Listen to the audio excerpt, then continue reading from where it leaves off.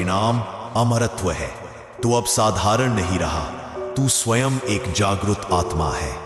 तू सोचता है महादेव तुझे कष्ट क्यों देते हैं, क्यों तेरी हर राह कांटों से भरी है, क्यों हर दुआ अधूरी रह जाती है।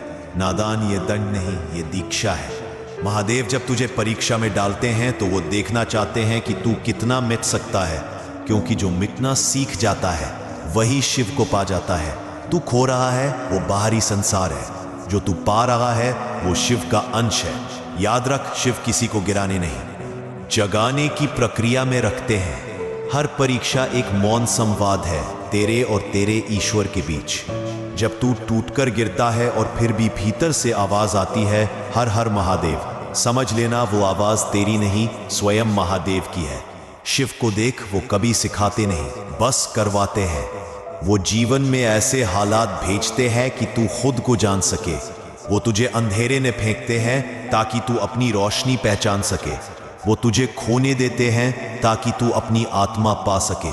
जो इंसान शिव की परीक्षा सह लेता है वो फिर किसी भय, किसी मृत्यु, किसी हानि से नहीं डरता, क्योंकि उसके भीतर काल के पिता का अंश जलने लगता है, और वही अंश, वही ज्योति तेरी पूरी नियति बदल देती है। इसलिए जब जीवन तुझसे कहे अब नहीं हो पाएगा, तो तू मुस्कुरा कर कह देना, अब तो शिव मेरे भीतर जाग चुके हैं। हर पीड़ा, हर निराशा, हर तिरस्कार, सब तेरी परीक्षा के प्रश्न थे और तू उनका उत्तर बन चुका है।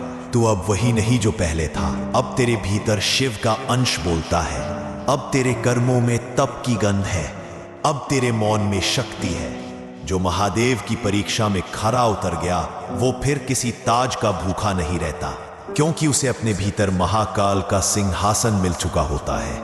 याद रख, शिव की परीक्षा कठिन है, लेकिन उसका परिणाम अमरत्व है। तू अब साधारण नहीं रहा, तू स्वयं एक जागृत आत्मा है।